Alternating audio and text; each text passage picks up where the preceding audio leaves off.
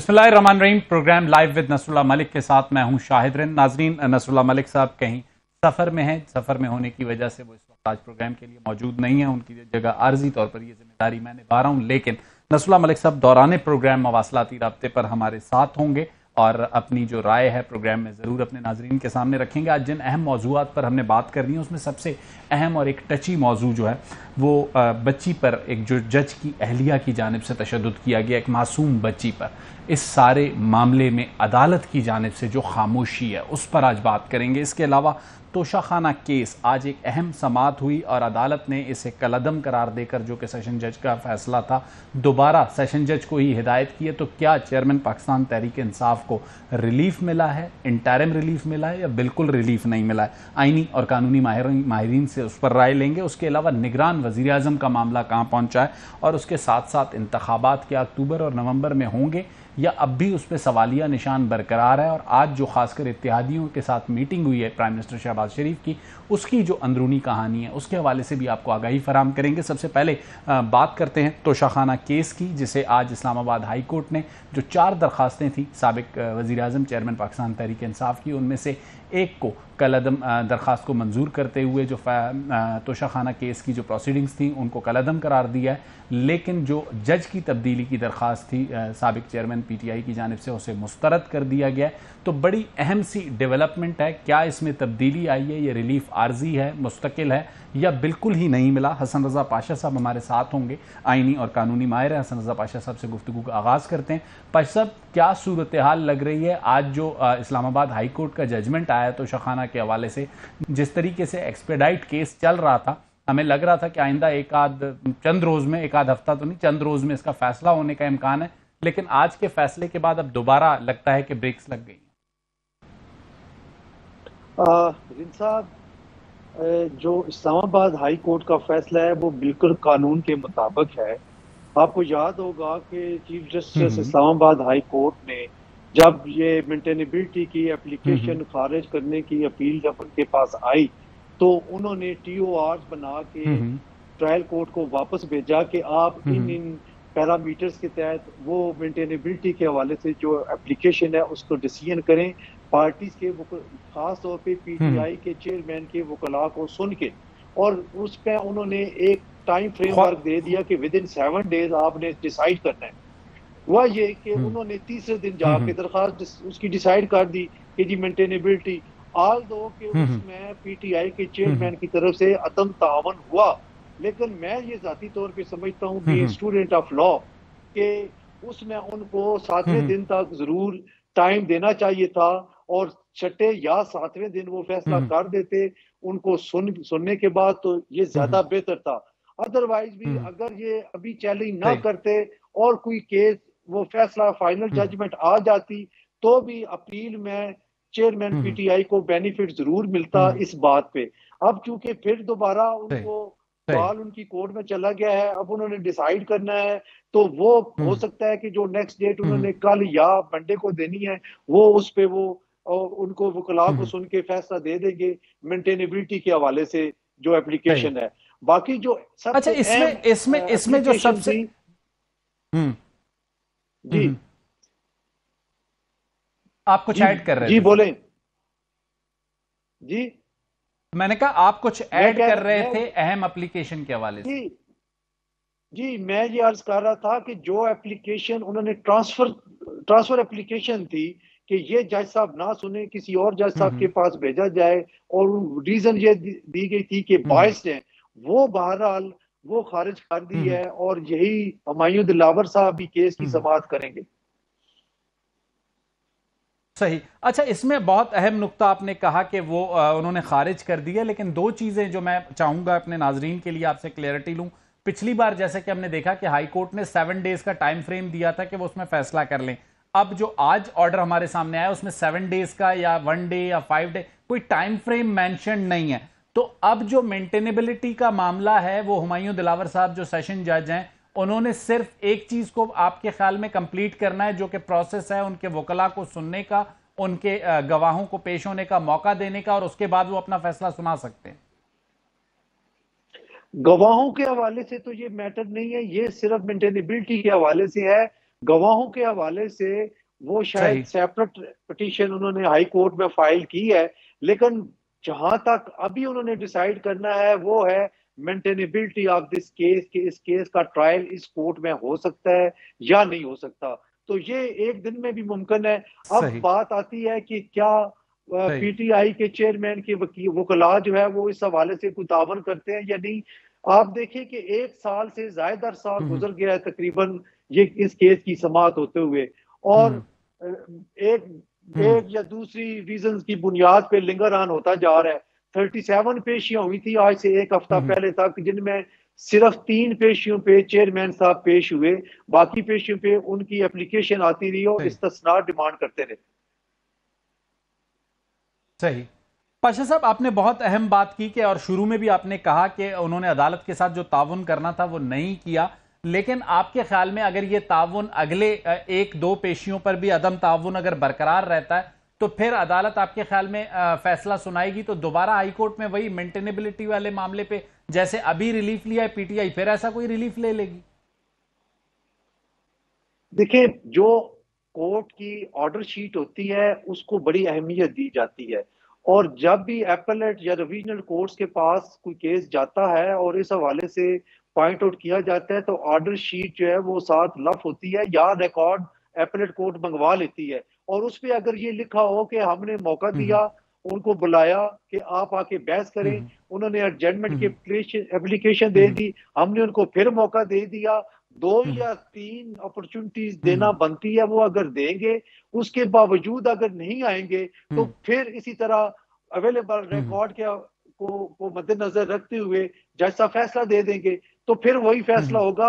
تو پھر شاید عدم تعاون کی وجہ سے اگر ایکس پارٹی ڈیسیژن آ جاتا ہے تو پھر شاید ہائی کورٹ پھر وہ ریلیف دوبارہ نہ دے ان کو جو اب ملا ہے.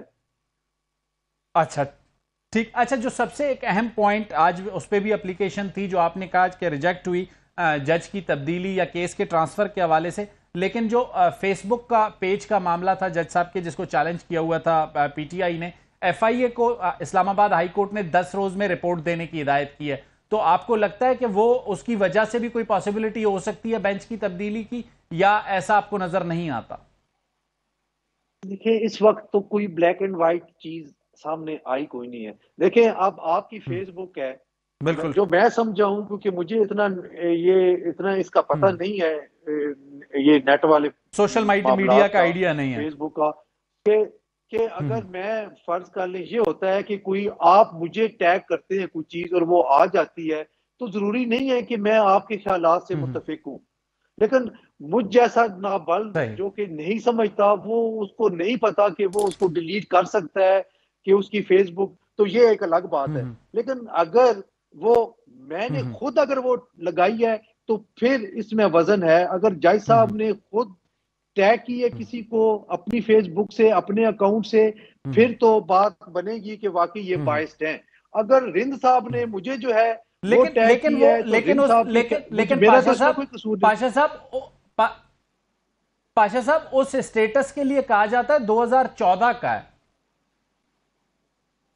جی نہیں، 2014 کا سٹیٹس ہے، لیکن ابھی تک یہ کلیئرٹی نہیں ہے کہ کسی نے ٹیگ کی ہے یا انہوں نے خود جو ہے وہ فیس بک پہ لگائی ہے. یہ دیکھیں نا، یہ ڈٹرمن کرنا ہوگا اس کی کلیئرٹی، ایف آئی اے نے. وہ ایف آئی اے کی رپورٹ ہی ڈٹرمن کرے گی. آپ کے خیال میں انتخابات کی بھی چونکہ بات ہو رہی ہے، 9 اگست کو اب اسمبلیوں کی تحلیل کی بات ہو رہی ہے، ہم دیکھ رہے ہیں توشہ خانہ کا کیس کہہ رہے تھے کہ بالکل جسے کہتے ہیں آخری سٹیج پہ تھا، مینٹینیبلٹی کا فیصلہ ہوتے ہی آگے اس نے بڑھنا تھا بڑا اسپیڈی، لیکن اب اس کو بریک لگ گئی اور کہہ رہے ہیں کہ انٹرم ریلیف کسی طریقے سے پی ٹی آئی نے لے لیا. آپ کے خیال میں آنے والے دنوں میں توشہ خانہ کیس سمیت جو دیگر مقدمات ہیں چیئرمین پاکستان تحریک انصاف پر، وہ ان کے لیے کتنی مشکلات پیدا کر سکتے ہیں؟ میرا خیال ہے یہ کوئی وقتی طور پہ ریلیف ہے. مجھے نہیں لگتا، چونکہ کیس رائپ ہو گیا ہے رند صاحب، پروسیکیوشن ایویڈنس کمپلیٹ ہو چکی ہے، 342 کی سٹیٹمنٹ ہو چکی ہے. ابھی میں سمجھتا ہوں کہ جج صاحب نے اس معاملے میں بھی اجرت کا مظاہرہ کیا کہ ان کی ڈیفینس وٹنسز کو ڈسکارڈ کر دیا کہ یہ ارریلیونٹ ہے. یہ ہر ملزم کا حق ہے کہ وہ اپنے ڈیفینس میں کوئی ایویڈنس پیش کرنا چاہتا ہے تو اس کو ضرور ریکارڈ کیا جانا چاہیے. ججمنٹ اناؤنس کرتے وقت جج صاحب کے پاس پورا اختیار ہے کہ وہ اس کو کہہ سکتے ہیں کہ یہ ارریلیونٹ ہے. لیکن اگر انہوں نے ابھی تک اپنی اسٹیٹمنٹ ریکارڈ نہیں کی اور پہلے یہ ڈٹرمن کر لینا کہ یہ ارریلیونٹ ہے تو یہ مناسب مجھے نہیں لگ رہا. شاید یہ اپلیکیشن بھی، یہ اپیل بھی جب اسلام آباد ہائی کورٹ میں جائے گی یا فائل ہو چکی ہے تو اس کا بھی ریزلٹ ایسے ہی آئے گا جس طرح کی یہ مینٹینیبلٹی والی اپلیکیشن کا ہے. صحیح. اچھا، ایک جو چیز سب سے اہم آپ بتا رہے ہیں، اگر میں ناظرین اور اپنی جیسے کہتے ہیں عام فہم میں سمجھنے کے لیے، کہ سیشن عدالت نے کیا پروسیڈنگز کو دوبارہ سے اثر نو شروع کرنا ہے یا صرف پی ٹی آئی کے وکلاء کو سننا ہے اور مینٹینیبلٹی کا فیصلہ کرنا ہے؟ جو پروسیڈنگز ہو چکی ہیں وہ قانون کے مطابق ہو چکی ہیں، ان کو تو نہیں چھیڑا جائے گا، نہ ہی کوئی نئی ایویڈنس ریکارڈ ہوگی. صرف اور صرف مینٹینیبلٹی کے پوائنٹس پہ آرگومنٹس دونوں فریقین سے سن کے اس پہ فیصلہ کیا جائے گا کہ کیا یہ مینٹینیبل ہے یا نہیں ہے. تو اندازاً حسن رضا پاشا صاحب کو یہ 9 اگست سے پہلے ہوتا ہوا نظر آ رہا ہے یا 9 اگست کے معاملہ آگے جائے گا؟ اب میرا خیال ہے کہ اگر جو مینٹینیبلٹی کی اپلیکیشن ہے وہ تو ایک دن میں فارغ ہو سکتی ہے، اس کا کوئی بھی فیصلہ اگر جج صاحب ڈکلیئر کرتے ہیں کہ مینٹینیبل ہے یا یہ اس نتیجے پہ پہنچتے ہیں کہ مینٹینیبل نہیں ہے، دونوں صورتوں میں ایک دن میں ڈیسیژن آ سکتا ہے. لیکن اگر اس دوران یعنی 7 تاریخ کو وہ کیس لگ جاتا ہے جس میں ڈیفینس ایویڈنس پیش کرنے کو جج صاحب نے ریفیوز کر دیا تو اس پہ اگر آرڈر آ جاتا ہے تو پھر that is something else, پھر اس میں پھر آگے جا سکتا ہے معاملہ. اور یہ ہمارے نوٹس میں آیا ہے کہ جج صاحب کا شیڈیول جو ہے وہ چھٹیوں کا وہ بھی شروع ہو رہا ہے 8 کے 9 تاریخ سے. شاید وہ پھر چھٹیوں پہ چلے جائیں، پھر تو وہ پھر سپٹمبر میں شروع ہوگا. تو پھر چھٹیوں کے بعد تو پھر یہ سپٹمبر تک مینٹینیبلٹی ڈیلے ہو جائے گی. ایگزیکٹلی دونوں چیزیں، ڈیفینس ایویڈنس کو بھی آپ ساتھ ملا کے دیکھیں. میں سمجھتا ہوں کہ ڈیفینس ایویڈنس والی جو ہے اپیل وہ بھی زیادہ اس کی بھی اہمیت ہے، بڑی امپورٹنٹ ہے وہ. اس کو چونکہ ایک اور اہم سوال کہ مینٹینیبلٹی کا فیصلہ چاہے اگلے چند روز میں ہو یا سپٹمبر میں ہو، اس کے بعد پھر جسے کہتے ہیں وہ جو فوجداری کارروائی ہے توشہ خانہ کیس میں، اس کا عدالت میں آغاز ہوگا. یہ آغاز نہیں، یہ اختتام کی طرف جا رہی ہے فوجداری کارروائی ہی یہ، چونکہ 342 کی سٹیٹمنٹ کے بعد صرف ڈیفینس ایویڈنس اگر ملزم پیش کرنا چاہتا ہے تو وہ ریکارڈ ہوتی ہے اور اس کے بعد آرگومنٹس ہوتے ہیں. قانون کے مطابق آرگومنٹس کی کوئی گنجائش نہیں ہے، لیکن یہ فیسیلیٹیٹ کرتی ہے عدالت دونوں فریقین کو کہ وہ اپنے اپنے آرگومنٹس کریں. ویسے عدالت آرگومنٹ سننے کی پابند نہیں ہے، فائنل آرگومنٹس. صحیح. اچھا، اگر مینٹینیبلٹی کا فیصلہ ہو جاتا ہے تو ایکسٹریم کیا ہو سکتا ہے چیئرمین پاکستان تحریک انصاف کے ساتھ؟ دیکھیں اپ ٹو 2 ایئرز اس کی شاید سزا ہے. تو ایسے امپورٹنٹ کیس میں جہاں پہ اتنا ہائی پروفائل کیس ہے، بڑی اہم شخصیت اس میں انوالو ہیں، تو ان کے لیے تو اگر 1 مہینہ بھی یا 1 دن بھی یا ٹل رائزنگ آف دی کورٹ بھی سزا ہو جائے تو دیٹ از سفیشینٹ نااہلی کے لیے، جب تک کہ اوپر والی جو عدالت ہے اپیلیٹ کورٹ ہے وہ اس کو سسپینڈ نہیں کرتی. گیلانی صاحب کے کیس میں ہو چکا ہے. حسن رضا پاشا صاحب، آپ کا بہت بہت شکریہ، آپ نے اپنا قیمتی وقت ہمیں دیا اور توشہ خانہ کیس اور اس کے مستقبل کے حوالے سے جو آئینی اور قانونی نکات ہیں ہمارے سامنے رکھے. لیں گے ایک چھوٹی سی بریک کے بعد واپس آئیں گے تو بات کریں گے پولیٹیکل سیٹ اپ کے ساتھ ساتھ، جیسے میں نے آپ کو بتایا کہ جج کی اہلیہ کی جانب سے ایک معصوم بچی پر جو تشدد کا معاملہ ہے اس پر بھی بات کریں گے. لیتے ہیں ایک چھوٹی سی. ویلکم بیک ناظرین. بریک کے بعد ایک بار پھر آپ کے سامنے حاضر خدمت ہیں. انتخابات اکتوبر میں ہوں گے یا نومبر میں ہوں گے یا پھر 2023 میں ہی نہیں ہوں گے؟ یہ ایک ایسا سوال ہے جو کہانی ہے سیاست کی، ملکی سیاست کی، وہ اسی کے گرد گھوم رہی ہے. لیکن ایک فیصلہ اتحادی جماعتوں نے کر لیا ہے کہ اسمبلیاں جو ہے وہ 12 اگست کو اپنی مقررہ مدت پر مکمل وقت کر کے تحلیل نہیں ہوں گی بلکہ 9 اگست کو تحلیل کر دی جائیں گی. تو آئینی طور پر الیکشن کمیشن کے پاس 90 روز ہوں گے انتخابات کے لیے. تو اس حساب سے اگر ہم کیلکولیٹ کرتے ہیں تو معاملہ نومبر کی طرف جاتا ہے. لیکن اگلے 24 گھنٹوں میں کونسل آف کامن انٹرسٹ کی ایک اہم میٹنگ کال کر لی گئی ہے. کونسل آف کامن انٹرسٹ کیا یہ فیصلہ کر سکتی ہے کہ وہ مردم شماری کے نتائج کا اعلان کرے اور پھر اس کے بعد ایک آئینی قدغن، جیسے کہ 60 اور 90 دن کا معاملہ آئینی ہے، ایسے ہی اگر مردم شماری کے نتائج کا اعلان ہو جاتا ہے تو یہ بھی ایک آئینی قدغن ہے کہ پھر نئی حلقہ بندیاں الیکشن کمیشن کو کرنی ہوں گی، اور اگر نئی حلقہ بندیاں ہوتی ہیں تو پھر معاملہ 60 اور 90 دن سے آگے جائے گا۔ ایم کیو ایم ایک واضح اسٹانس رکھتی ہے، ہم نے دیکھا کہ ایم کیو ایم کے رہنماؤں نے آج بھی جو وزیر اعظم سے ملاقات کی ہے اس میں واضح موقف اختیار کیا ہے کہ اگر 90 دن تک معاملہ جا سکتا ہے تو پھر 90 دن کو 120 دن کرنے میں بھی کوئی حرج نہیں ہے، اور الیکشن جو ہے وہ نئی حلقہ بندیوں پر کروائے جائیں۔ پاکستان پیپلز پارٹی بظاہر اس پر تیار نظر نہیں آتی ہے، ایک اسٹرانگ موقف رکھتی ہے۔ جمعیت علماء اسلام بھی بظاہر جو انہوں نے سٹینڈ لیا ہوا ہے میڈیا کے سامنے وہ اس پر تیار نظر نہیں آتے ہیں، لیکن بلوچستان کی جو جماعتیں ہیں، بلوچستان عوامی پارٹی اور بلوچستان نیشنل پارٹی، وہ سمجھتی ہیں کہ اگر نئی حلقہ بندیوں پر انتخابات ہوتے ہیں تو وہ اس کی حمایت کریں گے، کیونکہ اس صورت میں بلوچستان میں تقریباً 4 سے 5 قومی اسمبلی کی نشستوں میں اضافے کا امکان ہے، لیکن پنجاب کی نشستیں کم ہوں گی، سندھ میں ایک آدھ نشست اور خیبر پختونخوا میں بھی ایک آدھ نشست کے اضافے کا امکان ہے۔ لیکن اس وقت جو صورتحال ہے، آج کی جو میٹنگ ہوئی ہے وزیر اعظم کی زیر صدارت اتحادیوں کی، پیپلز پارٹی کو منانے کی کوششیں کی جا رہی ہیں کہ وہ اس کو تسلیم کریں، لیکن ایک آئینی سوال یہ اٹھتا ہے کہ کیا نگران حکومت خیبر پختونخوا اور پنجاب کی کونسل آف کامن انٹرسٹ میں یہ اختیار رکھتی ہے کہ وہ اس چیز کا فیصلہ کرے؟ یہ بہت بڑا سوال ہے۔ اسے آنے والے جسے کہتے ہیں سیگمنٹ میں سینئر صحافی اور ہمارے جو پروگرام کے بیسکلی ہوسٹ ہیں نصر اللہ ملک صاحب، ان کے سامنے بھی رکھیں گے۔ اس وقت مدثر رضوی صاحب ہمارے ساتھ ہیں، فافین کے ڈائریکٹر پروگرام ہیں۔ مدثر رضوی صاحب، آپ کو خوش آمدید کہتا ہوں۔ جی السلام علیکم۔ مدثر رضوی صاحب، کوئی کلیئرٹی آپ کو نظر آ رہی ہے کہ انتخابات 60 دنوں میں ہوں گے، 90 دنوں میں ہوں گے، یا 2023 میں ہوں گے ہی نہیں؟ دیکھیں، ایک تو بات واضح ہو گئی ہے، اگر پرائم منسٹر صاحب جس طرح سے انہوں نے پبلکلی کمٹ کیا ہے کہ 9 تاریخ کو ڈیزالو کر دیں گے، تو 90 دن کا تو نظر آ رہا ہے کہ نومبر کی 9-10 سے پہلے الیکشن ہونے چاہیے۔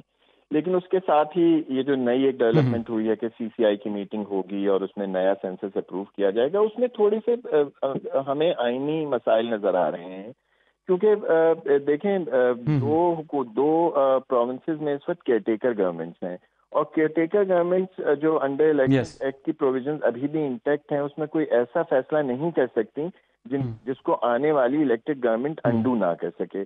اگر تو سی سی آئی کی میٹنگ ہوتی ہے اور اس میں سندھ کے چیف منسٹر اور مطلب بلوچستان کے چیف منسٹر جہاں پہ الیکٹڈ گورنمنٹس ہیں وہ آن بورڈ ہوتے ہیں، میجورٹی ووٹ ہو جاتا ہے، پھر تو بات سمجھ آتی ہے۔ لیکن پنجاب اور کے پی کے کیئر ٹیکر گورنمنٹس کا اگر ووٹ مدثر صاحب، آپ نے بہت اہم نقطہ ریز کیا ہے، میں چاہوں گا اس کو ذرا ایلیبریٹ کریں۔ آپ یہ کہہ رہے ہیں کہ اگر سی سی آئی کی میٹنگ ہوتی ہے وہاں پر پنجاب اور کے پی میں چونکہ کیئر ٹیکر سیٹ اپ ہے، ان کے چیف منسٹر کا ہو سکتا ہے، ہم یہ سمجھتے ہیں کہ آئینی اختیار نہیں ہوگا کہ وہ کونسل آف کامن انٹرسٹ پہ بیٹھ کے انتخابات اور نئی حلقہ بندیوں اور مردم شماری کا کوئی فیصلہ لے سکیں، لیکن اگر وفاق، سندھ اور بلوچستان ایگری کر لیتے ہیں تو اکثریت کی بنیاد پہ یہ فیصلہ آپ سمجھتے ہیں کہ ہو سکتا ہے آئینی اور قانونی طور پہ؟ اکثریت کی بنیاد پہ یقیناً ہو سکتا ہے۔ جمہوریت میں اکثریت کی جو ووٹ ہے اس کو ایکسیپٹ کرنے کی ضرورت ہوتی ہے، اور پنجاب اور کے پی کی گورنمنٹ کا مسئلہ کیئر ٹیکر چیف منسٹر یقیناً بیٹھ سکتے ہیں اس میں، لیکن جو الیکشن ایکٹ کی ایک قبغن ہے وہ خالی یہ ہے کہ وہ کوئی ایسا فیصلہ نہیں کر سکے جسے آنے والی حکومت انڈو نہ کر سکے۔ اب یہ والا جو فیصلہ ہے وہ کرتی ہیں تو انڈو نہیں ہو سکتا، تو وہ ہمیں قباحت نظر آ رہی ہے۔ لیکن اگر میجورٹی ووٹ ہو جاتا ہے پنجاب اور کے پی کے علاوہ تو پھر تو یقیناً اکثریتی ووٹ کی کانسٹیٹیوشنل اہمیت اور حیثیت ہے۔ اچھا، آپ نے بہت اہم بات کی، اور اکثریتی ووٹ کی بنیاد پہ اگر سندھ، بلوچستان اور وفاق یہ فیصلہ کر لیتے ہیں کہ نئی مردم شماری کے تحت ہی انتخابات ہوں گے تو پھر حلقہ بندیوں کے لیے مدثر رضوی صاحب بظاہر یہ کہا جاتا ہے کہ الیکشن کمیشن اگر جنگی بنیادوں پہ کام کرے تو 4 ماہ اور اگر روٹین کا کام کرے تو 6 ماہ کا عرصہ درکار ہے، تو پھر ایسی صورتحال میں تو 2023 میں انتخابات تو نظر نہیں آ رہا ہے۔ دیکھیں، اگر تو سینسس ہو جاتا ہے، اس کے بعد سینسس کے نتائج کے مطابق جو آرٹیکل 51 ہے، غالباً 5 سب کلاز ہے اس کی، اس میں جس میں 3 ہے، جس میں اسمبلی کی نشستیں ہیں وہ تبدیل ہوں گی سینسس کے مطابق، تو اس میں کانسٹیٹیوشنل امینڈمنٹ بھی بنتی ہے۔ اب کچھ لوگوں کا یہ خیال ہے کہ یہ تو میٹر آف فیکٹ چینج ہے، اس میں کوئی پولیٹیکل ایگریمنٹ کی ضرورت نہیں، کیونکہ اگر سینسس نوٹیفائی ہو گیا اس کے تو اعداد و شمار بڑے آبجیکٹیوز ہیں نا، اس سے کوئی سیاسی اتفاق کی ضرورت نہیں ہوتی، یہ تو خالی نمبر چینج ہو جاتے ہیں پروپورشن کے۔ بہرحال وہ ایک الگ بحث ہے، لیکن اس کے نتیجے میں پھر ڈیلیمیٹیشن ٹریگر ہو جائے گی. اس میں 3-4 مہینے تو کم از کم لگیں گے. الیکشن کمیشن کو اگر فیئر پروسیس کرنا ہے اور قانونی کرنا ہے تو 4 مہینے تو کم از کم ہونے چاہیے. جی کم از کم چاہیے. مدثر رضوی صاحب آپ ہمارے ساتھ رہیے گا. سابق سیکرٹری ہیں الیکشن کمیشن کنور دلشاد صاحب ہمارے ساتھ لائن پہ موجود ہیں. کنور صاحب، جو سب سے اہم نقطہ مدثر رضوی صاحب نے ابھی پوائنٹ آؤٹ کیا، انہوں نے کہا کہ سی سی آئی اکثریت کی بنیاد پہ اگر یہ فیصلہ کرتی ہے کہ نئی مردم شماری کے نتائج کا اعلان کیا جائے تو معاملہ پھر جائے گا نئی حلقہ بندیوں پر. تو آپ کے خیال میں، آپ خود بھی سیکرٹری الیکشن کمیشن رہ چکے ہیں، کتنی مدت درکار ہوگی نئی حلقہ بندیوں کے لیے الیکشن کمیشن کو؟ یہ ہیں کہ ٹھیک ہے، مدثر رضوی صاحب نے بات فرمائی ہے اور میں نے ان کی بات سن لی ہے. انہوں نے آرٹیکل 51 اور سب سیکشن 5 کا بھی حوالہ دیا ہے اور ہم بھی تمام چینلوں پر 3-4 دن سے اسی آرٹیکل کا حوالہ دے رہے ہیں. تو اس میں سب سے بڑی اہم بات یہ ہے، مشترکہ مفادات کونسل کا اجلاس میں اگر کل اتفاق رائے ہو جاتا ہے اور اس کا گزٹ نوٹیفیکیشن ہو جاتا ہے تو پھر الیکشن کمیشن آف پاکستان قانونی اور آئینی طور پر پابند ہے کہ نئی حلقہ بندیاں کروائیں. جہاں تک اس کا پیریڈ کا تعلق ہے، اس میں 2-3 چیزیں سامنے آ رہی ہے. اس کا زمینی حقائق یہ ہے کہ 4 مہینے تو ویسے ہی الیکشن کمیشن نے کہا ہے کہ 4 ماہ لگتے ہیں، لیکن جس وقت کے اس کے خلاف اعتراضات آئیں گے اور اس کے بعد ان کے مقدمے چلیں گے ہائی کورٹوں میں، سپریم کورٹوں میں، تو یہ ایکسٹینڈ ہو سکتا ہے 6 سے 7 مہینے تک. اور دوسری سب سے بڑی اہم بات یہ کہ یہ جو ہوتا ہے حلقہ بندی، یہ جو الیکشن لڑنے والے امیدوار ہیں ان کے لیے زندگی اور موت کا کھیل ہے. ایک یونین کونسل کے دائیں بائیں چلے گئی، ادھر چلے گئی، وہ حلقہ ٹوٹ گیا تو ان کی ساری انویسٹمنٹ، ساری ان کی جو 3-4 سال سے جو کوشش کر رہے تھے، سارا ووٹ بینک ان کا ڈسٹرب ہو جاتا ہے. اس لیے وہ بڑی جنگ لڑیں گے اس کے اوپر. بڑا اس کے بعد باقاعدہ الیکشن کمیشن میں بھی درخواستیں دیں گے، اپیلیں کریں گے. جب ان کی اپیل خارج ہو جائے گی تو پھر ہائی کورٹ، سپریم کورٹ جائیں گے. تو یہ پیریڈ جو ہے یہ 4 مہینے سے 7 مہینے تک جا سکتا ہے. اور یہ پھر الیکشن جو ہیں یہ 15 فروری کے بعد ہی ہو سکیں گے. لیکن چونکہ گراؤنڈ ریئلٹی کچھ اور ہوتی ہے، کاغذوں میں کچھ اور ہوتی ہے، 4 مہینے کی بجائے 7 مہینے لگنے کا بھی اندیشہ ہے، خطرہ ہے. اچھا کنور دلشاد صاحب، جو ایک اور اہم نقطہ ہے جو ہم نے پاکستان پیپلز پارٹی کے لوگوں سے یہ سنا ہے کہ وہ یہ کہتے ہیں کہ اگر ہم نئی حلقہ بندیوں پر جاتے ہیں اور نئے حلقے بناتے ہیں تو پھر ایک کانسٹیٹیوشنل امینڈمنٹ کی ضرورت ہوگی. قومی اسمبلی نہیں ہوگی تو پھر کیسے کانسٹیٹیوشنل امینڈمنٹ کی جا سکے گی؟ آپ کے خیال میں حلقوں کی تعداد میں اضافہ نہیں ہو رہا، صرف حلقے چینج ہو رہے ہیں، جیسے کہ پنجاب کے کم ہو رہے ہیں، سندھ میں 1 بڑھ رہا ہے، بلوچستان میں 5 بڑھ رہے ہیں، تو اس کے لیے بھی آپ سمجھتے ہیں کہ کانسٹیٹیوشنل امینڈمنٹ کی ضرورت ہوگی؟ کچھ اور چیز ہے اور کانسٹیٹوئنسی جو بات کرے وہ علیحدہ معاملہ ہے. وہ یہ ہوتا ہے کہ اگر قومی اسمبلی کی نشستیں جو ہیں وہ پنجاب کم ہو کر بلوچستان کو دی جائے تو ظاہر ہے کہ آبادی کی تناسب سے، لیکن وہ آرٹیکل جو سیکشن 51 کا سیکشن 3 ہے اس پہ عمل درآمد نہیں ہوگا. وہ عمل درآمد صرف ہوگا اس کا آرٹیکل 51 کا 5 جو ہے سب سیکشن 5 کہ وہ حلقہ بندی کروا دیں گے. سیٹوں کو مختص کرنا وہ آئینی ترمیم کی ضرورت ہے، وہ اس وقت ناممکن ہے، تو وہ اس کو تو نظر انداز کر دیا جائے گا. صرف حلقہ بندی ہوں گی، قومی اسمبلی کے نشستیں برقرار رہیں. کنور دلشاد صاحب، اپنی اور ناظرین کی کلیئرٹی کے لیے آپ کے سامنے ایک سوال رکھنا چاہوں گا کہ کہا جاتا ہے اور یا یہ مانا جاتا ہے کہ جو کانسٹیٹیوشنل امینڈمنٹ ہے وہ اس وقت ضروری ہوگی جب نمبر آف سیٹس بڑھانی ہوں گی نیشنل اسمبلی کی، پورے پاکستان کی.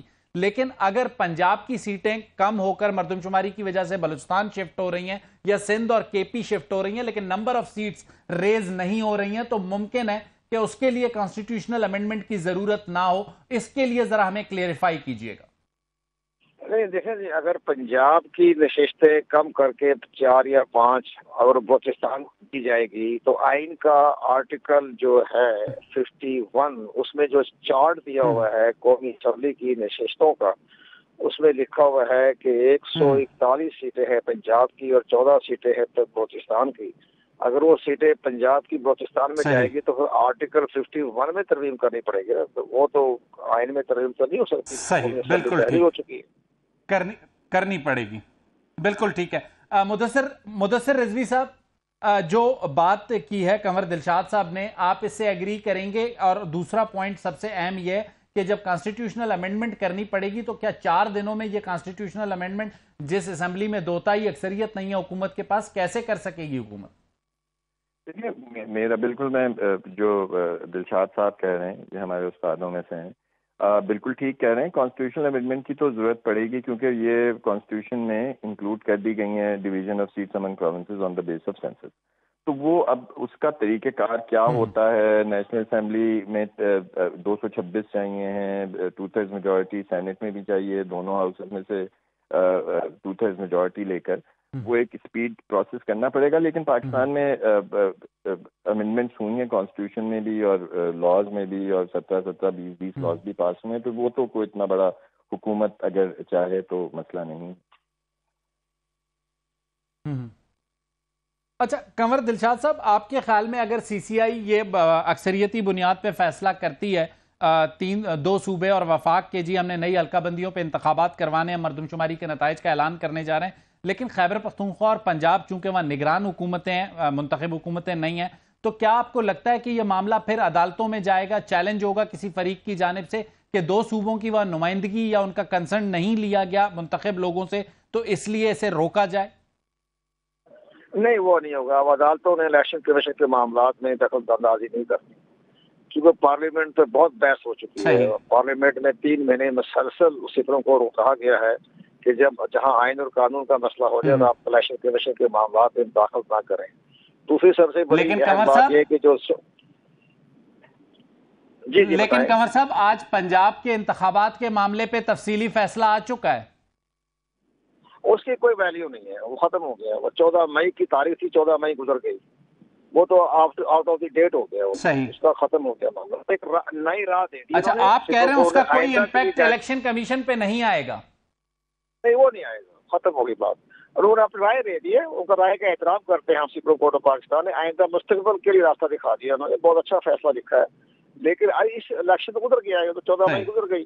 اب تو یہ الیکشن ہونے والے، نئی ڈیٹ تاریخ مقرر کی جائے گی. سب سے بڑی اہم بات یہ کہ جو سیٹنگ اس وقت جو صبح پنجاب میں خیبر پختونخوا میں جو نگران سیٹ اپ ہے، یہ آئین کے آرٹیکل 224 اور 224A کے تحت ہے. اس میں یہ لکھا ہوا ہے کہ کیئر ٹیکر گورنمنٹ کے پاس وہی اختیارات ہوں گے جو کہ ایک منتخب حکومت کے پاس اختیارات تھے اپنے ڈے ٹو ڈے معاملات کو چلانے کے لیے. تو یہ تو ڈے ٹو ڈے کا معاملہ ہی آ رہا ہے نا. ٹھیک ہو گیا. لیکن سر کونسل آف کامن انٹرسٹ کا معاملہ مردم شماری کا ہے، یہ ڈے ٹو ڈے کا نہیں ہے، یہ آگے کے 4-5 سال 10 سال کی بات ہے. کنور دلشاد صاحب آپ کا اور مدثر رضوی صاحب آپ کا دونوں کا بہت بہت شکریہ، آپ نے اپنا قیمتی وقت ہمیں دیا. ناظرین پروگرام کے لاسٹ سیگمنٹ میں ہمارے ساتھ ہوں گے پروگرام کے میزبان اور ہمارے ایگزیکٹو ڈائریکٹر نصر اللہ ملک صاحب. ملک صاحب سے 3 اہم خبروں پر بات کریں گے. ایک یہ جو بچی پر جج کی اہلیہ کی جانب سے تشدد کا معاملہ ہے اس پر، توشاخانہ کیس اور چیئرمین پاکستان تحریک انصاف کے مستقبل اور نگران وزیر اعظم اور آئندہ عام انتخابات پر، ان کے پروگرام میں آپ کے ساتھ رکھیں گے. لیتے ایک چھوٹی. ویلکم بیک ناظرین. بریک پر جانے سے پہلے ہم نے الیکشن کمیشن اور الیکشن کے آنے والے معاملات پر مدثر رضوی صاحب اور کنور دلشاد صاحب سے بات کی. پروگرام کے آخری حصے میں پروگرام کے میزبان نصر اللہ ملک ہمارے ساتھ ہیں. ان کو ان کے پروگرام پر، ان کے سیٹ پر خوش آمدید کہتے ہیں. ملک صاحب خوش آمدید، آپ نے ہمیں جوائن کیا. 3-4 اہم ڈیولپمنٹس ہیں جن پر آپ کی رائے ہمیں ناظرین کے لیے چاہیے ہوگی. خاص کر ابتدا کروں گا جو جج کی اہلیہ کی جانب سے 14 سالہ بچی پر تشدد کیا گیا ہے، اس معاملے پر ہمیں ایک ایسی خاموشی عدالت میں ملک صاحب نظر آتی ہے، اسے آپ کیسے دیکھتے ہیں؟ دیکھیں میں سمجھتا ہوں کہ یہ پوری قوم کے لیے ایک شرم کا مقام ہے کہ ایک معصوم بچی جس کے ساتھ اتنی بڑی زیادتی ہوئی، جس طریقے سے اس کے بازو توڑے گئے، جتنا تشدد کا اس کو نشانہ بنایا گیا، اور آپ نے اور میں نے اس ملک کے اندر ہر روز از خود نوٹسز دیکھے کہ اگر ذرا سا بھی کوئی واقعہ ہوتا ہے تو اس کے خلاف از خود نوٹس لے لیے جاتے ہیں. اور آپ کو ماضی میں بھی یاد ہوگا کہ کالجز کے حوالے سے، فیسوں کے حوالے سے اور کن کن معاملات پر ثاقب نثار صاحب کے زمانے میں از خود نوٹس نہیں لیے گئے. افتخار چوہدری صاحب کے زمانے میں بھی ہم نے دیکھا کہ جہاں بڑے لوگوں کے معاملات ہوتے ہیں وہاں از خود نوٹس لینا تو ایسے ہی تھا جیسے فوری طور پہ جو ریوڑیاں بانٹ دی جاتی ہیں.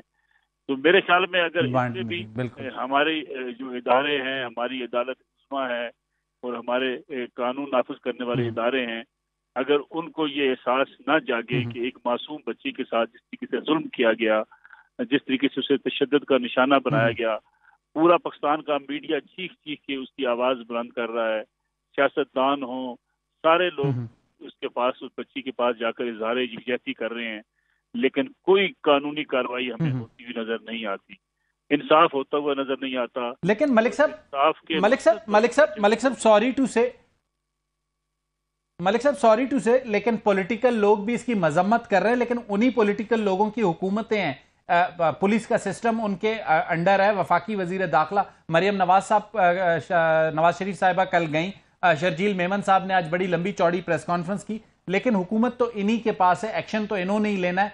जज की अहलिया को अदालत से रिलीफ मिल रहा है, कहते हैं कि बज़ाहिर ऐसे नजर आ रहा है कि एक्स्ट्रा ऑर्डिनरी रिलीफ है, तो हुकूमत ने भी कोई ऐसा अटेम्प्ट तो नहीं किया अदालती रिलीफ से पहले कि उन्हें गिरफ्तार करते?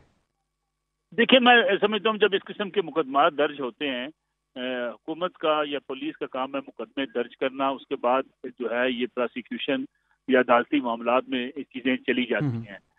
आवाज उठाना भी मैं समझता हूँ आज के दौर के अंदर इसको भी अप्रिशिएट किया जाना चाहिए। फैसल वाडा साहब ने, साबिक वफाकी वजीर हैं, उन्होंने बहुत आवाज उठाई, उन्होंने इनके हवाले से एक पूरी कैंपेन शुरू की।